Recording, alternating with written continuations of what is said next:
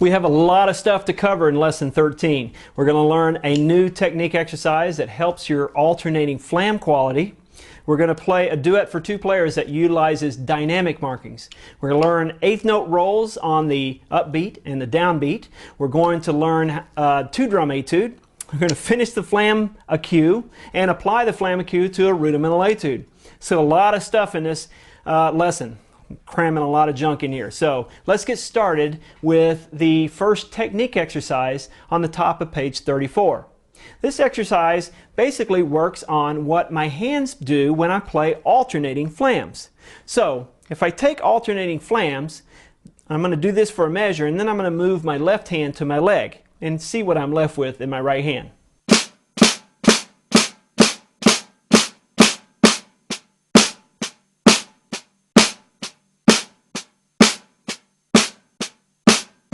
So in order to play great sounding alternating flams, you need to be able to play a great downstroke and upstroke. And if you'll notice, in the first measure of this exercise, that's essentially what you have. Downstroke, upstroke. Remember, this upstroke is not played at a tap at 3 inches, but at 1 inch.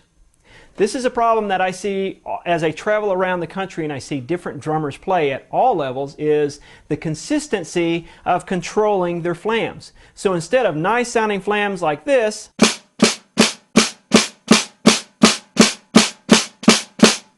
where the sound is consistent and the heights are consistent, I often see this.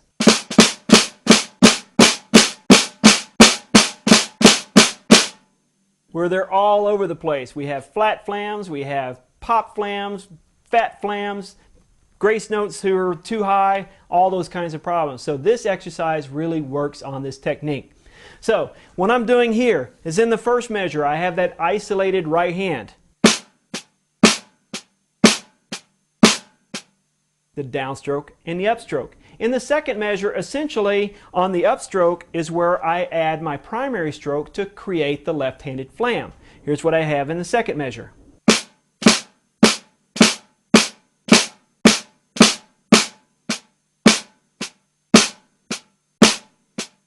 So hopefully if you take your left hand, you put it on your leg, your right hand will be consistent in the first two measures.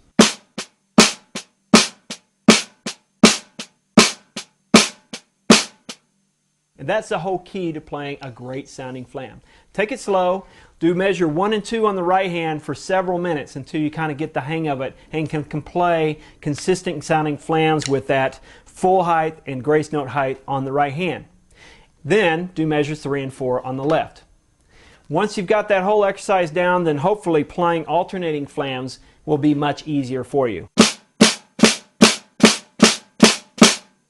In our next video lesson, we're going to play a duet for two players that incorporates dynamic markings.